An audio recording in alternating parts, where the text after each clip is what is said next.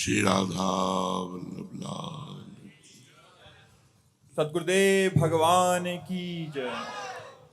कल हमने श्रवण किया था कि विदेहराज निमि जी ने योगेश्वरों से प्रश्न किया था कि अगर हमें भागवत धर्म का उपदेश करें तो बड़ी कृपा होगी। उसमें से पहले योगेश्वर जी कवि जी ने उत्तर दिया कि राजन, भक्तजनों के हृदय से कभी दूर न होने वाले अच्युत भगवान के चरणों की नित्य निरंतर उपासना ही संसार में परम कल्याण, आत्यंतिक क्षेम है और सर्वथा भय शून्य है, ऐसा मेरा निश्चित मत है। देह गेह आदि तुच्छ एवं असत पदार्थों में अहंता एवं ममता हो जाने के कारण जिन लोगों की चित्तवृत्ति उद्विग्न हो रही है, उनका भय भी इस उपासना का अनुष्ठान करने पर पूर्णतया निवृत्त हो जाता है। भगवान ने भोले भोले अज्ञानी पुरुषों को भी सुगमता से साक्षात अपनी प्राप्ति के लिए जो उपाय स्वयं श्रीमुख से बतलाए हैं, उन्हें ही भागवत धर्म समझो। राजन, इन भागवत धर्मों का अवलंबन करके मनुष्य कभी विघ्नों से पीड़ित नहीं होता और नेत्र बंद करके दौड़ने पर भी, अर्थात विधि विधान में त्रुटि हो जाने पर भी न तो मार्ग से स्खलित होता है और ना ही पतित। देखो,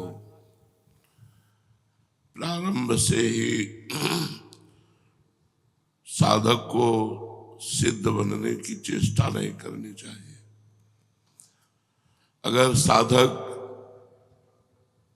साधक बन करके रहेगा तो सिद्ध हो जाएगा। ये हमने किया है। हर 2 घंटे में,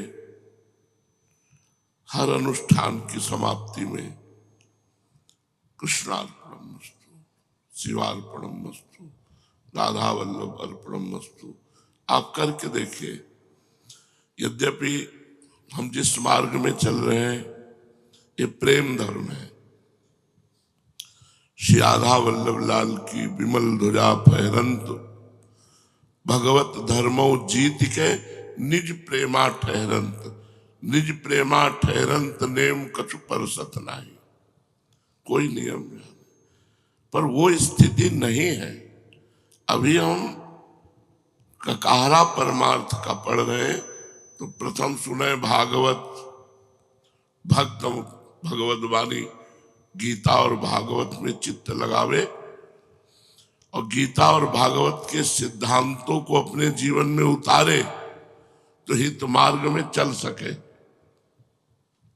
हम नहीं कह रहे, महापुरुष कह रहे। श्री सेवक वाणी जो अति अगाध मति गूढ़, बिरलो कोई समझे हित मार्ग आरूढ़। हित मार्ग आरूढ़ भाव भागवत मिले सब, 4 वेद सुस्मृत अवगाह ले जब, तब पावे सेवक हृदय। तब पावे सेवक हृदय जो हित मार्ग उपदेशी, हित वल्लभ गुरु कृपावल को समझे को धीर धीर। कोई धैर्यवान बुद्धि वाला ही हित मार्ग को समझ सकता है। कब?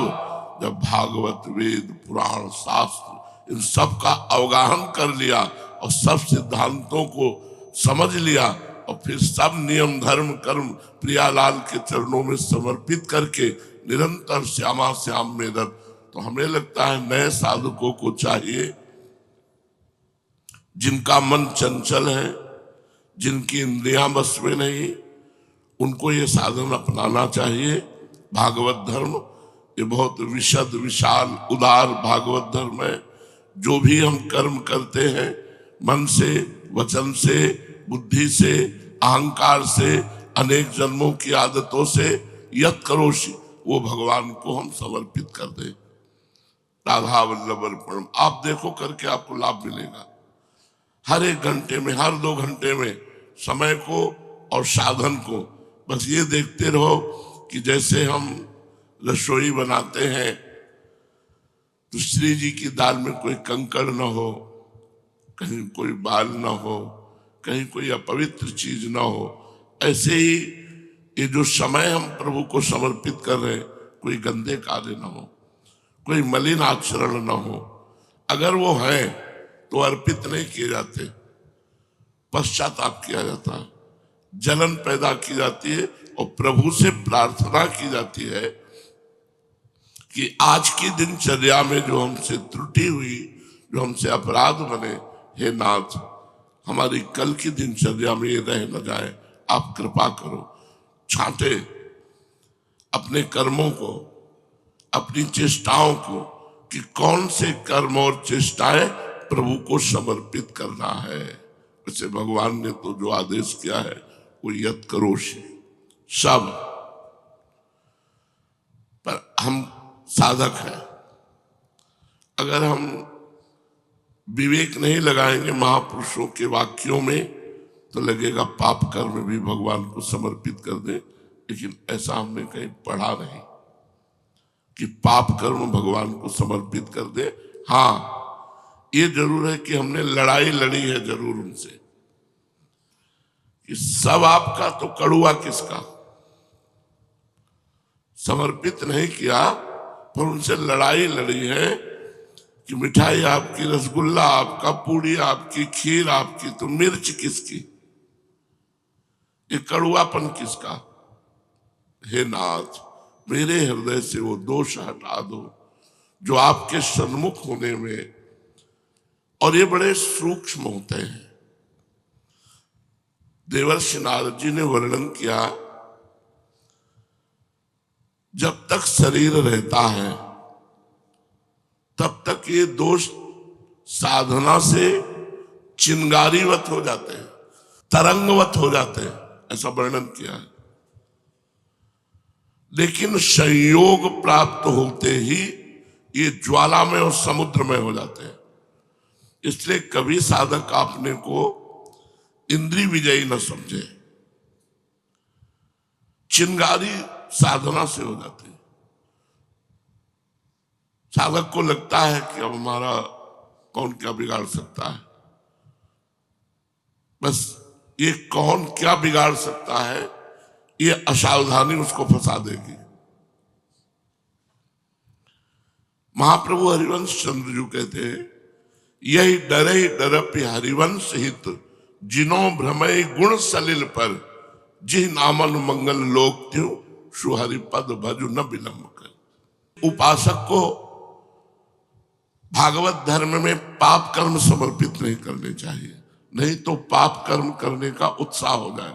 यद्यपि इतना समर्थ धर्म है ये, गीता जी में आगे इसी यत् करोषि के उसमें कि शुभाशुभ, पर इसमें साधक की त्रुटि हो जाएगी, अशुभ नहीं।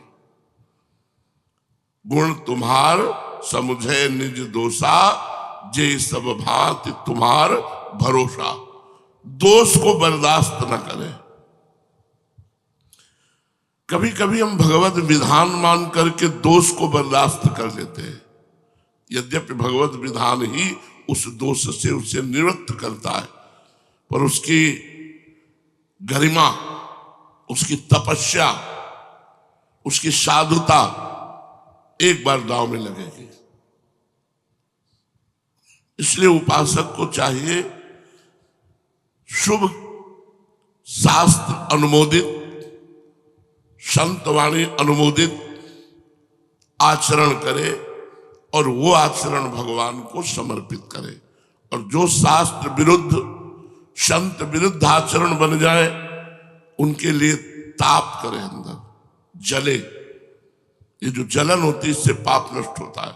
पश्चात हाय, सो के जैसा जगा जाता है, अरे ये क्या हो गया, कैसे हो गया, इतना समय नष्ट हो गया, इतना समय भुलावे में माया ने डाले रखा।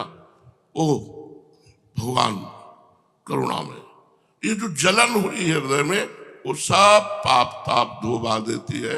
अलग से कोई अनुष्ठान करने की जरूरत भक्त को नहीं होती, पर पाप कर्म समर्पित करने से हमारा उत्साह बढ़ेगा और हमसे पुनः गलती हो जाएगी। इसलिए पाप का प्रायश्चित करे और सत्कर्म भगवान को समर्पित करे।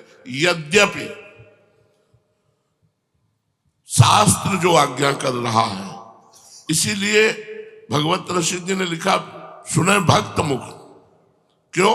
क्योंकि शास्त्र की आज्ञा को भक्त अपने में अनुभव करके बोलेगा। शास्त्र जो आज्ञा कर रहा है, लिखा अनेक जन्मों की आदतों से, स्वभाव से, संस्कार से, संयोग से, अहंकार से, बुद्धि से जो जो हो जाए वो सब परम पुरुष परमात्मा को अर्पण कर दे, निश्चित भगवत प्राप्ति है। क्या